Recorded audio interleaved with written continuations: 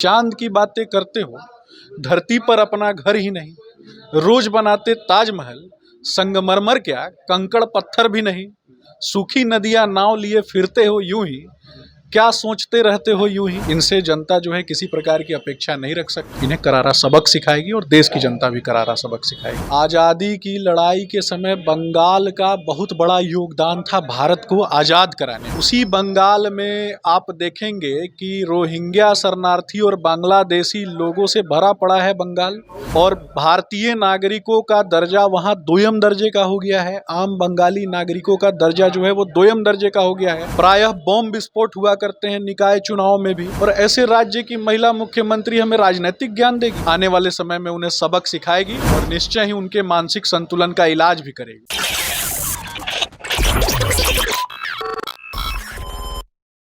नमस्कार, मैं प्रिंस कुशवाहा। आप बिहार टॉक देख रहे हैं। देखो, विपक्षी एकता की 23 तारीख को जुटान हुआ था और उस जुटान के बाद में क्यास लगाया गया था कि यहाँ की सब कुछ अच्छा होगा, लेकिन उसमें बीच में गड़बड़ एक हो जाती है कि अरविंद केजरीवाल बिना प्रेस कॉन्फ्रेंस में सम्मिलित हुए ही निकल जाते हैं दिल्ली के लिए। हम बात करेंगे क्या लग रहा है विपक्षी एकता का जो जुटान है, शिमला में होने वाला है दूसरा बैठक।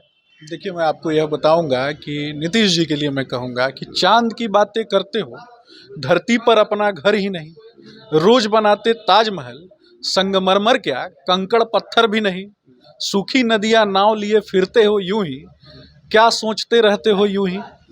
तो ये इसी प्रकार से भ्रम फैलाने वाले लोग हैं, सोचते रहने वाले लोग हैं, ये सर पार्टी करने वाले लोग हैं।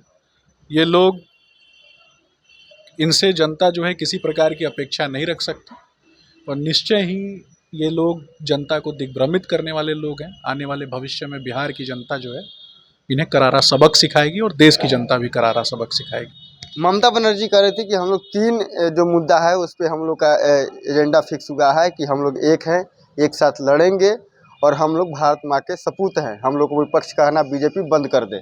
आज़ादी की लड़ाई के समय बंगाल का बहुत बड़ा योगदान था भारत को आज़ाद कराने में।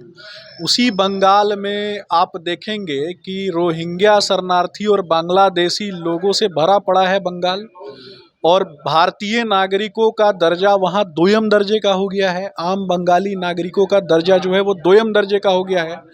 प्रायः बम विस्फोट हुआ करते हैं निकाय चुनाव में भी, और वहाँ एक राज्य की महिला मुख्यमंत्री के रहते हुए महिलाओं का अपमान होता है। प्रायः प्रतिदिन वहाँ आए दिन बलात्कार की घटनाएं घटती हैं, और ऐसे राज्य की महिला मुख्यमंत्री हमें राजनीतिक ज्ञान देगी। ऐसे लोगों से ज्ञान लेना जो है वो कहीं ना कहीं हास्यास्पद है, और ऐसे लोगों का मानसिक इलाज कराने की आवश्यकता है। भारत की जनता, बिहार की जनता आने वाले समय में उन्हें सबक सिखाएगी और निश्चय ही उनके मानसिक संतुलन का इलाज भी करेगी।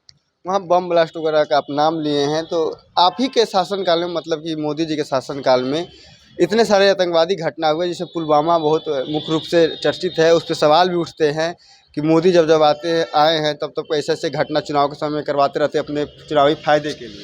देखिए, मैं आपको यह बताऊंगा कि इस प्रकार के जो लोग आरोप लगाते हैं, भारत माँ को जो लोग खंडित करने की बात करते हैं, आपने देखा होगा कि दिल्ली में नारे लगते हैं कि भारत के टुकड़े होंगे, और वैसे लोगों के साथ ये लोग जा कर के बैठते हैं और गले मिलते हैं। और इस प्रकार के लोग हमें भारतीय सुरक्षा, भारत की सुरक्षा और इंटरनल सिक्योरिटीज़ पे मतलब भाषण देंगे। आपने देखा होगा 2014 के पहले पूरे भारत में बड़े बड़े शहरों में दीपावली के समय, होली के समय जानबूझकर आतंकी हमले हुआ करते थे, और ये जो सरकार में बैठे हुए उस समय के जो लोग थे, उन लोगों ने कभी इन चीज़ों का खंडन नहीं किया। कभी जब भी कोई आतंकी पकड़ा जाता था तो उस आतंकी के साथ सहानुभूति रखने वाले लोग हमें राष्ट्रीय चेतना का ज्ञान देंगे। ऐसे लोगों के विषय में आम जनता, भारत का जो जनमानस है वो जानता है। देश के यशस्वी प्रधानमंत्री आदरणीय श्री नरेंद्र मोदी जी का व्यक्तित्व आसमान में चमकते हुए सूर्य के समान है। भारत माँ के बेटे हैं वो, और प्रत्येक व्यक्ति, भारत का प्रत्येक नागरिक कहीं ना कहीं उनके पद चिन्हों पर आगे बढ़ते हुए देश को यशस्वी बनाने के लिए आगे बढ़ रहा है। एक महिला से जुड़ा हुआ सवाल है कि जैसे बिल्किस बानो के जो रेप किए थे उनके साथ, उनको जब कोर्ट से छोड़ा जाता है तो मिठाई बांटी जाती है। दूसरा ब्रिजभूषण सिंह हैं जिन पे उन पे आरोप लगता है कि महिलाओं का शोषण किए थे। क्या देखिए, प्रथम प्रश्न की तो जानकारी मुझे नहीं है। द्वितीय प्रश्न की अगर बात करेंगे तो उस पर मैं यह बोलूँगा कि यह विषय जब माननीय कोर्ट के अंतर्गत चल रहा है तो इस विषय पर माननीय कोर्ट को छोड़ना चाहिए। आने वाले भविष्य में पता चल जाएगा कि कौन दोषी है और कौन दोषी नहीं है, और निश्चय ही जो दोषी होगा उसके ऊपर कार्रवाई जो है माननीय कोर्ट के द्वारा किया जाएगा। बिल्किस बानो पे क्या? इस विषय की जानकारी मुझे नहीं है।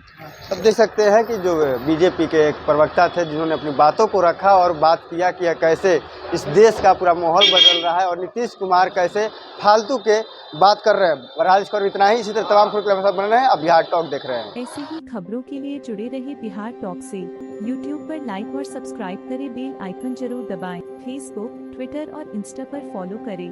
धन्यवाद।